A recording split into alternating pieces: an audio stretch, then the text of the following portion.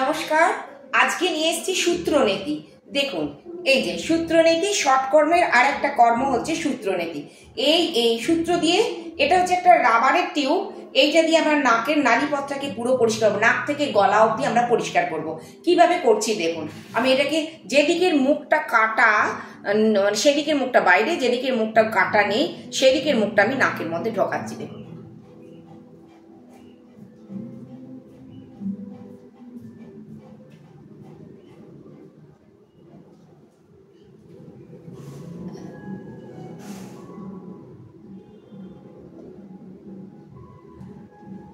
দেখুন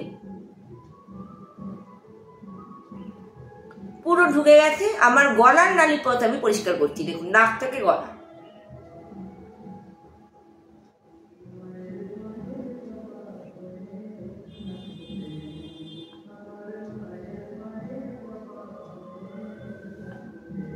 আমি একদিক করলাম, এবার আমি আর একটা দিক করব। একদিক করার পর দেখুন, আমি আবার এই পাইপটাকে ধুয়ে নিলাম। ধুয়ে নিয়ে এবার উল্টো দিকে পথে যাচ্ছি।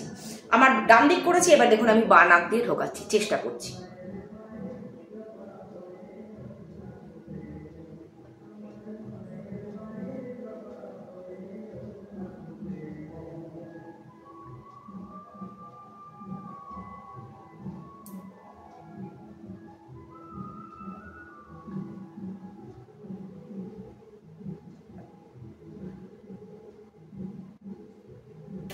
দেখুন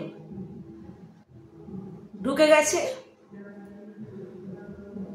আস্তে আস্তে টানছি,